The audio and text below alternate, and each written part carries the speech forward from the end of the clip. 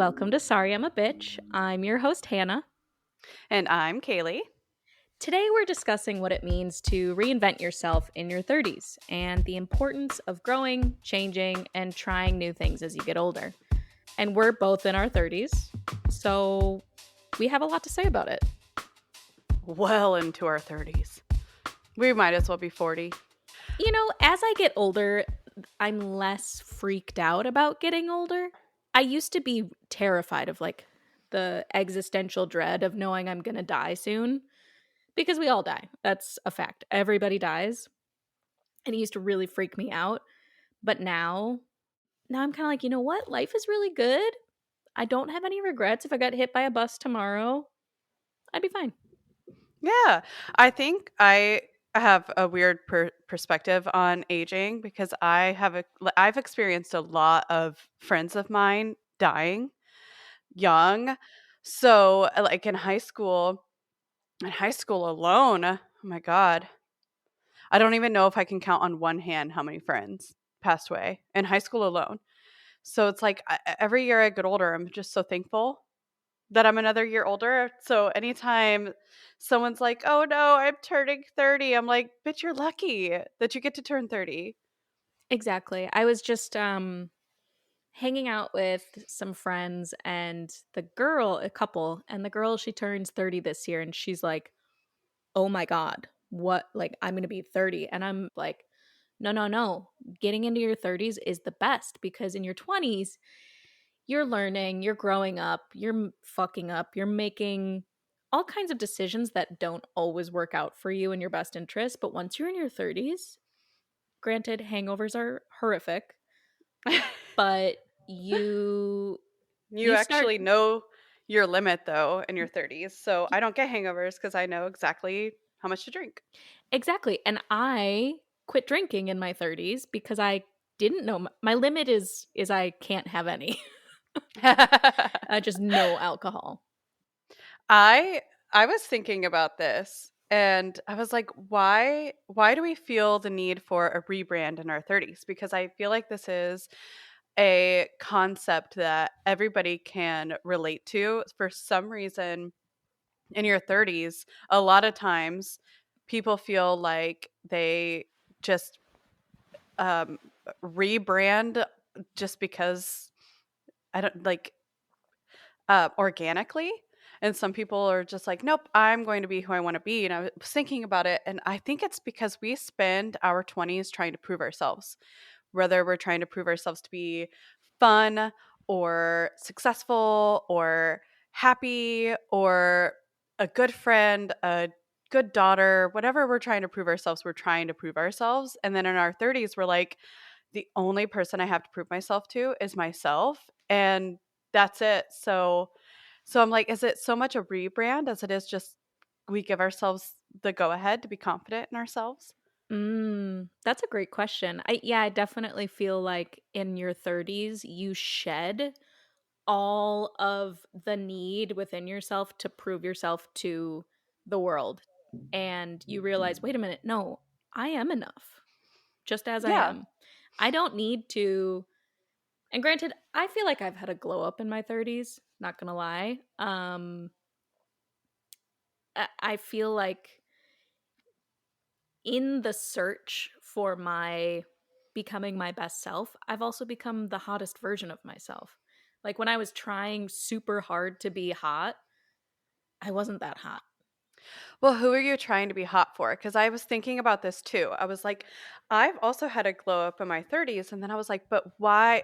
And I think it's because in my early 20s, I was trying to be hot for guys. I was trying to be hot for everyone else. You know, I'd go out to the Ew. clubs and, yeah, right. Ew.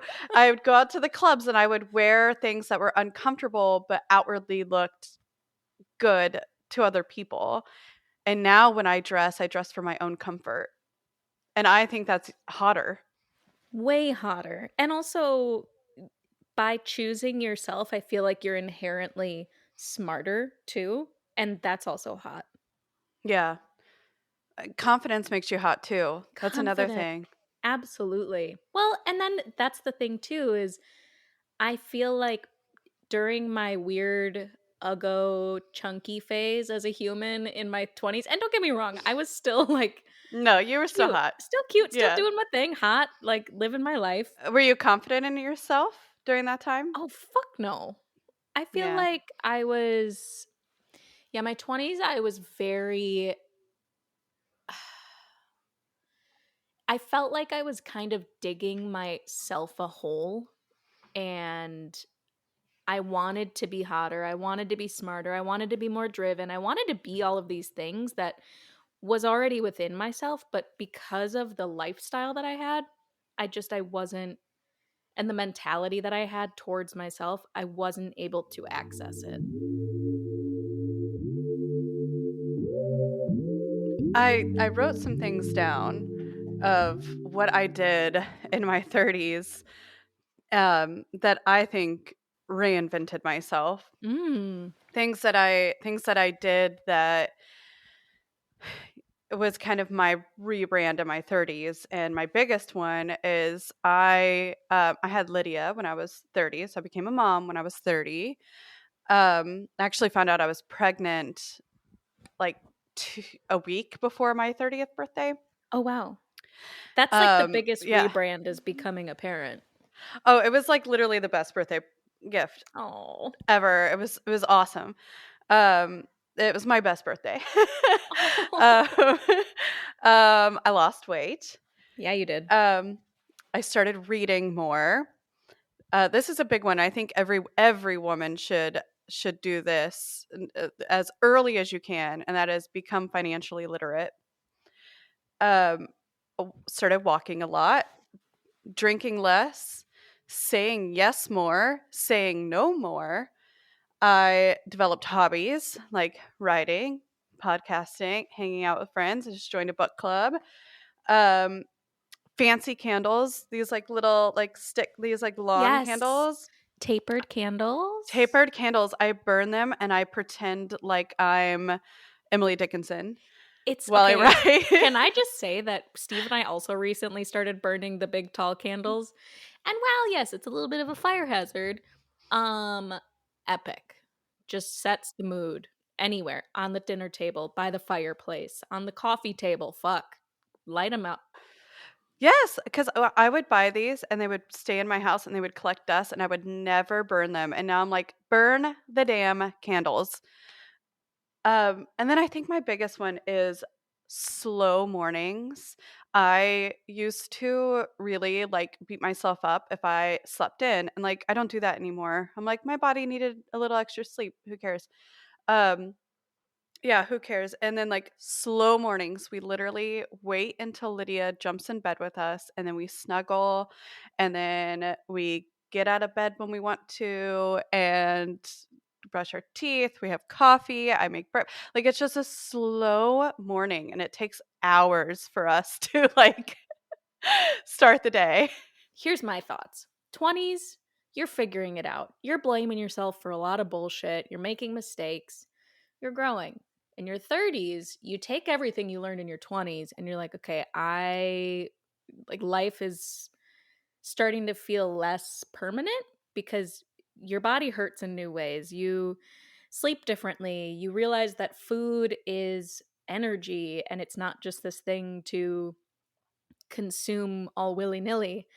So I'm thinking in your 40s, because in your 30s, you're making all these changes, establishing all these really healthy habits. In your 40s, it's going to be like, I feel like all your dreams are going to come true in your 40s. Yeah, I hope so too. I'm excited for 40. I think that it's interesting because I don't give a shit about anything like already. So I can't imagine how what I'm gonna actually care about in my 40. It'll be nice because in my 40s, Lydia will be like 10, 11. She'll be going through her teen years. And I Yeah. think that will be a really great time for me to be 40, raising a teenager. I feel like that's, you know, I don't know.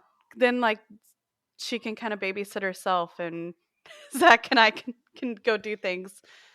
I also feel like we're going to be really hot in our 40s. Like we're already super hot, but I'm looking forward to like rocking like a little bit more mature style.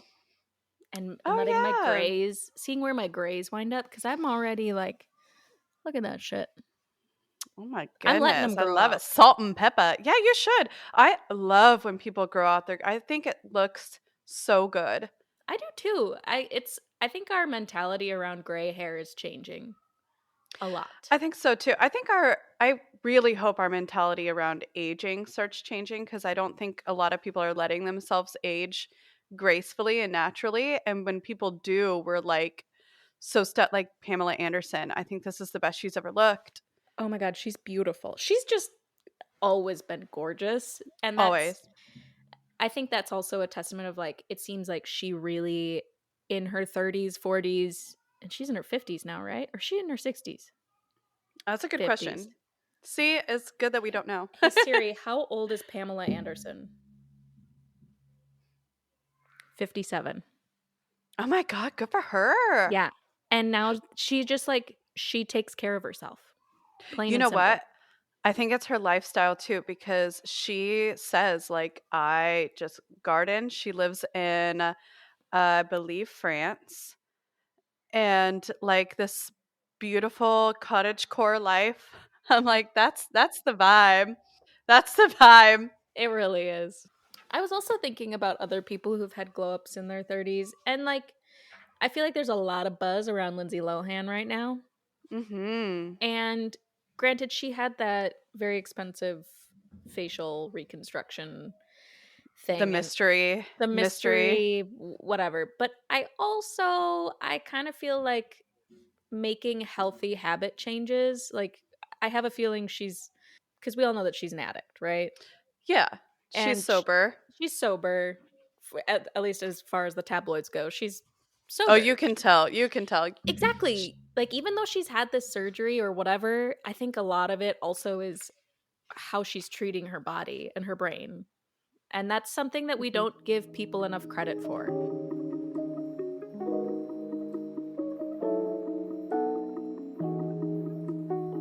We came to the table with advice for 20-year-olds. What are your three pieces of advice? Okay, so three pieces of advice for 20-year-olds, and then we also had a separate one for our Advice to to ourselves. Yeah. ourselves. Mine kind of like converged into the same bits of advice. Because what I would give advice to a younger person, I would also give to myself. My first one is be honest. I feel like I did a lot of lying in my 20s. And I basically just am saying be honest to your friends, be honest to your partner, your therapist, be honest to your parents, strangers, your boss, and be honest to yourself. Lying is stressful and messy, and it will make your hair fall out. Be honest. That's a great one. I've had friends in their 30s who have lied to their friend, to me, to other friends, to their partners, to their parents, to themselves, and when they finally come around and be honest, it's like a sigh of relief. It's so easy to lie, and it's really easy to get caught in a lie. And the stress around it, it just it's not good. So that's my first one. Let's do one of yours. So, my first one is codependency is not it. Be comfortable being alone, find joy in others, but don't depend on them for your joy. Yes. Hell yeah. Were you in codependent relationships in your 20s? I'm a Cancer. I'm a Cancer sun and moon, so I'm kind of a mama. And I feel like I would whether it was friends or relationships, I would be like, let me help you, and then I would have people who were like dependent on me, and then if I wasn't helping something or doing something, like then I became very dependent on that, and then um I held a lot, like a lot of my safety was wrapped up in people as well as my joy, and I wish that I could have just been comfortable being alone and, known that I could protect myself and not rely on other people to come save me. I like that one. I was a little codependent slut for way too long. Yeah. My second one is set goals and stick to them, and don't be afraid of failure. I think they kind of all of that lumps together. I always had a vision for myself in my 20s of where I wanted to be, but I didn't set the smaller goals it takes to get to the larger goals. And so I had a lot of setbacks. I felt like a failure a lot. Imposter syndrome is real, and it was something that haunted me. To this day, it still haunts me. But when you lay the foundation of setting goals in your daily life, it can help you achieve the big goals. Make healthy sacrifices to meet your goals, and you'll be surprised how far it takes you. That's something that I'm definitely experiencing now that I had wished I had done in my 20s. I think in our 20s too, though at least for me, I can really only speak for myself. When it came to goals, I always felt like I was waiting for somebody to give me the go ahead or give me the opportunity. Mhm. And now I'm like, no, no, no, no, you give yourself that opportunity. Like, Yes. you're the only one who's going to. Okay, my second one is it's okay if someone doesn't like you. Not everyone will. It's not okay to allow them to treat you like shit. Find out how to call people out without being mean back. When someone says something shitty, say, how do you feel after saying that? Or did you mean for that to sound mean? Or one of my favorite ones, did you mean to say that out loud? Yes. Um, Call it out without stooping to their level. Mm, I that's feel like in my so hard. Yeah, but I feel like in my 20s, if someone didn't like me, I'd be like, "But why? Why?" And now I'm like, "If you don't like me, first of all, it's none of my business. I don't care. That's your prerogative.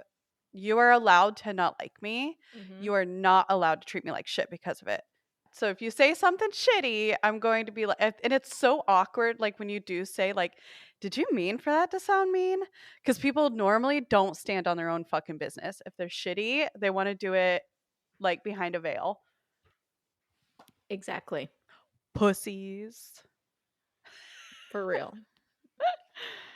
Mine kind of piggybacks off of yours, and it's don't stay too long. If a friendship, relationship, or job is not serving you, move on.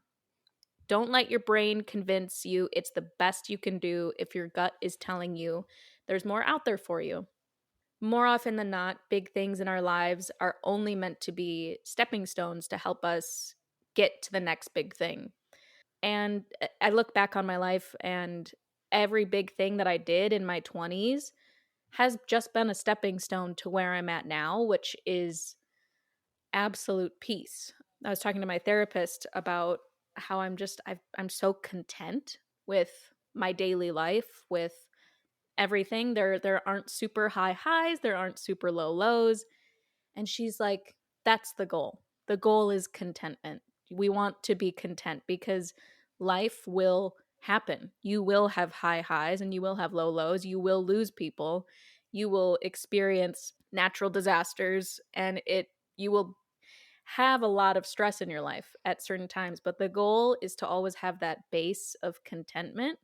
Oh, and then tied into this one is when you leave people and when you leave jobs, don't burn bridges. You never know when you're going to need to reach back out and you need a reference or a referral for the future. And so, even if you are leaving something on not the best terms, you can still be kind through it. That's so funny because my third one is literally reframe your perspective and stop with the excuses. If you're unhappy where you live, move. If your relationship is no longer serving you, leave. If you hate your job, look for a new one. If your family is toxic, cut them off. Sometimes things feel out of our control when really it's just the fear of the unknown holding us back, or we've made ourselves too comfortable in negative spaces. I never really had a problem with leaving. I feel like I never had a problem staying too long. I even had a job that I loved, changed my life, and they changed the commission structure and I was going to make less and I knew I was worth more and I left and I went to a bar and I cried. The bartender kept handing me drinks. I was just bawling. I felt like I was going through a divorce. I really truly felt like that.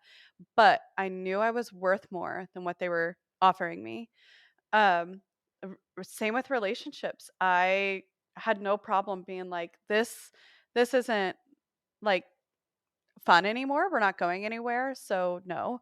Um, Places, as soon as I was unhappy in Las Vegas, I left. As soon as I realized that Austin wasn't going to, serve me the way I needed a place to serve me in that time of my life, I left. I've never really had a problem with that, but I do notice that a lot of people who I talk to will have a problem and I'm like, just leave. And they're like, it's easier said than done. I'm like, no, it's not. You need to reframe your perspective.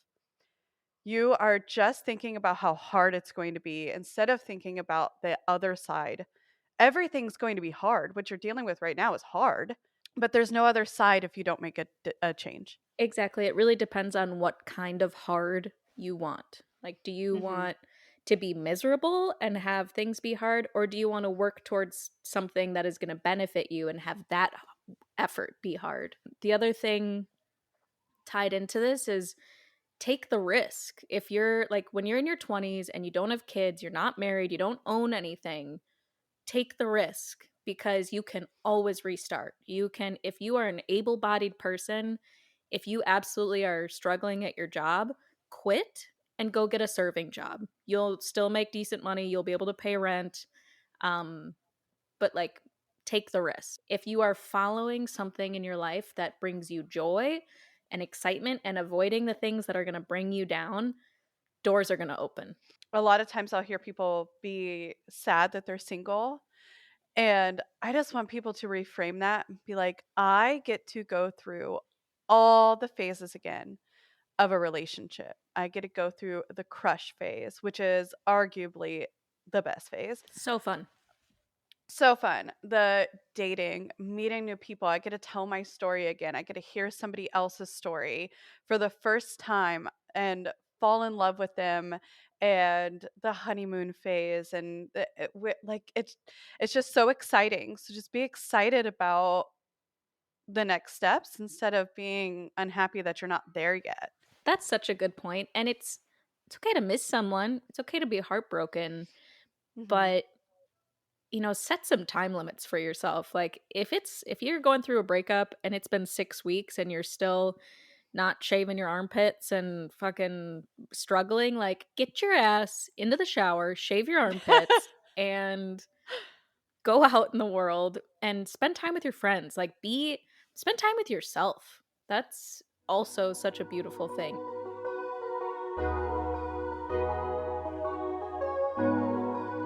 What was your advice to yourself? So all of those were kind of advice to myself, but I have some additional ones that are just like overarching, and it's enjoy your energy. When I feel like when you hit 33, your energy shifts. So enjoy the process of learning and how much energy that takes and how much energy it takes to be able to make mistakes and get back up. I think as you get older, people are afraid we're afraid to make more mistakes, which we need to stop doing. We need to stop being afraid of making mistakes because it does require a lot of energy to pick yourself back up. And I guess part of this is like in your 20s, have fun, pull the all-nighter, sleep in, take care of yourself, but fucking party, have a good time. I'm so glad I partied.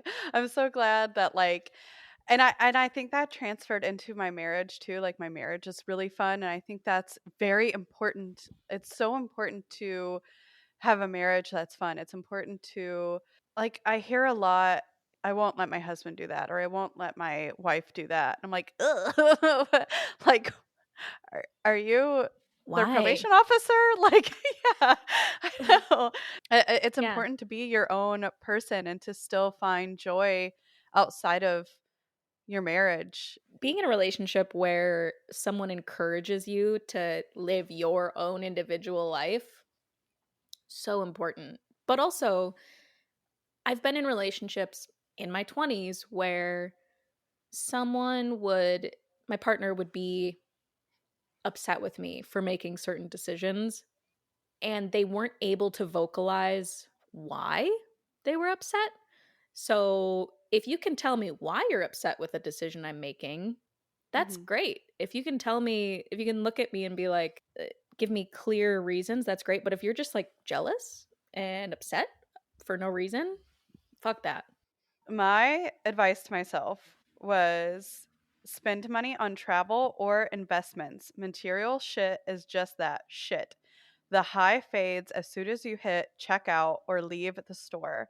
Expensive dinners every week get you nowhere but fat. Damn. True. I really, Zach and I would spend like $300 every Wednesday. We would go on date nights and we would spend a shit ton of money. And I'm like, if I had put that back in an investment account or like a betterment account, girl. YOLO. Yeah, I mean, You know now, though. I know, excuse me, I know now. And also, it has made me, when Lydia gets to be in her teens, I'm going to be teaching her about high yield savings and, everything that she needs to know financially to better her life. And I'm Hmm. also not going to pretend like her generation has it easier than ours. They're fucked. They're fucked. And it just sucks cuz I feel like boomers didn't for the most part, everyone that I've talked to is like my parents didn't teach me shit about anything. Like my mom taught me about a credit score and that was it. But like that's nothing, you know? Any wisdom about money wasn't really handed down. And then it was like, why are you guys doing it wrong? Why don't you guys own a home at 20? I owned a home at 20. Well, Like, and to be fair, shit was just so easy for them. I but they mean, don't admit that. They don't admit that. They have yeah. such a hard time admitting that they lived through the easiest shit. And they'll be like, "Oh, it was hard in my time too." Really? How much was your first house? Hmm. $20,000? How much did you make a year? Yeah, 40, 50? exactly. Because that would be like the equivalent of us making 150,000 a year and our house being $50,000, 100, Yeah. yeah, $100,000, like less than what we make a year. Could you imagine? I honestly, I can't. Yeah, especially there's this big wealth divide. So a lot of the wealth is held by boomers. Hmm. And like for instance, my dad died last year and he left everything to his girlfriend. Everything. He has 4 kids. He left everything to his girlfriend. And I and again, I wasn't surprised because he's not the type of man to have a legacy. But as a mom, I just can't imagine leaving this world and not making sure that my kid was so taken care of. That would be I would peacefully leave this world if I knew at least financially she would never have to worry about anything. Well, and I think they need to hold themselves accountable and admit that they are a part of the Mhm. generation that absolutely fucked us. Yeah. It's just like we are a part of the generation that can't let go of skinny jeans. Like I have. I have as I well. couldn't wait. I couldn't They're- wait, bitch. I look like that fish on SpongeBob where like they turn to the side and it's go like bucket down. That's what I look like in skinny jeans. These hips do not bode well. I don't know what we were even thinking for most of the time wearing skinny jeans. Do you remember the pastel skinny jeans? They were like teal, Yes. pink. Like, do you know what I'm talking about? Yes, those were my favorites. Those were as a light summer. Did a color analysis. I'm a light summer. Yeah. That was my shit. Looked like a fucking Easter egg Yeah. with the I chevron, mhm. peplon. Sure. The danglies, the jewelry, the feathers. I had feathers in my hair. Okay. We And all I had feathers in our hair. It was bad. I think that's another bit of advice to 20 somethings is like whatever the trend is, it's going to go away. Enjoy it while it lasts, honestly. Although I feel like this, like what we have on here, we yeah, can wear this until we're like 80. I agree. I'm gonna be wearing this out in my garden. Yeah. I can't wait for my tits to just be drooping down to Oh, like babe, to the to my I'm fupa. ar- I'm already there. My tits are like fruit roll-ups. Good. I gotta roll them up, put them in a bra. Shut up. Yeah, No. take my bra off. They roll out onto the floor. I could throw one down to the neighbor. Rapunzel that shit. Yeah. Yep. I'm Um telling you. I do you have anything else to add? Live like you're young, but also live like you have a future. So, like, Mm, travel because don't wait until retirement age to travel because you're going to feel like shit and your body's not going to travel as well as like you will in your 20s. So, like, travel, do all of the things, but also know that you've got a future that you need a future self that you need to take care of too, whether that's getting physicals every single year and taking care of your body or saving money in smart ways, not a savings account but like a high yield or an yes. IRA or something like that. Putting money, absolutely making your match in your 401ks, things like that. If you have a feeling in your body that you need something greatly, you need to look at that. Like if you need a partner in your life, or if you need that friend to reply to you, or if you need the treat, like if the cravings are out of control, you need to put a magnifying glass on that and be like, why do I need these things? Why do I require them in order to feel good? Because usually if you look at that a little bit more closely, you'll realize that you don't need them, and It's just daddy issues. it's just daddy issues or mommy issues. On that note, being in your 30s, it's great. Just wait for the glow up. It's going to happen. We've both experienced it. So yeah, thank you for joining us today. We'll see you next week. Next week is all about crushes, Co-parenting. right? Oh, co-parenting. Yep. No. God, I have the schedule right in front of me and I still can't. Yes, it is. Next week is about crushes. It's just a little Yeah, crush. just a little crush. So we're going to be talking about if it's human to have a crush on somebody if you're in a relationship. Or is that cheating? We'll get into it next week. We'll get into it. I want to answer right now, but I'm not going to. I don't know. Okay, bye Bye. bitches.